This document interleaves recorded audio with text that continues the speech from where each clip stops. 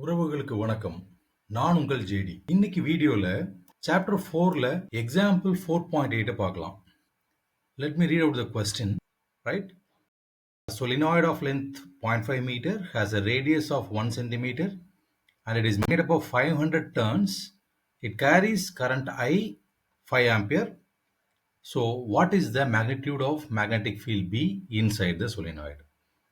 என்ன கொடுத்துருக்குது, என்ன கண்டுபிடிக்கணுங்கிறத ரெட் கலர் லெட்டர்ஸ்ல நான் கொடுத்துருக்கிறேன். Hope you can understand. First of all இந்த ப்ராப்ளத்தில் சொலினாய்டுன்னு ஒரு வேர்டு கொடுத்துருக்குறாங்க. சொலினாய்டுனா என்னன்னு புரிஞ்சுக்குவோம். A long straight current carrying வயரை சர்க்குலர் டேர்ன்ஸாக வவுண்ட் பண்ணி வச்சுருந்தோம் அப்படின்னா அந்த அரேஞ்ச்மெண்ட்டுக்கு பேர் solenoid. Can you see a animated picture here, right? So அதனுடைய கரண்ட்டுடைய direction and magnetic field cork's screw rule படி நம்ம புரிஞ்சுக்க முடியும். So things apart. இப்போ இந்த ப்ராப்ளத்தில் என்ன கொடுத்துருக்குறாங்க அப்படிங்கிறத பார்த்தீங்கன்னா radius 1 centimetre is given.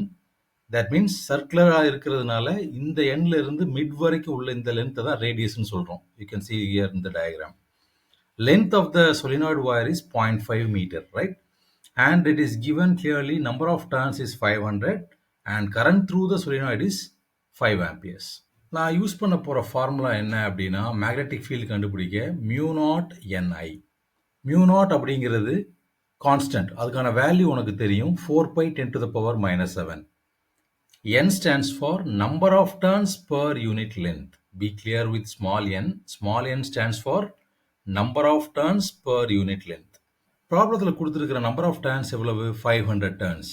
So capital எண்ணுக்கு பதிலாக 500 போட்டேன். L stands for length of the solenoid. Length of the solenoid எவ்வளவு? 0.5 meter, right? So 0.5 divided பண்ணும்போது you will get a final answer as 1000. So small letter n, number of turns per unit length nuடைய value 1000.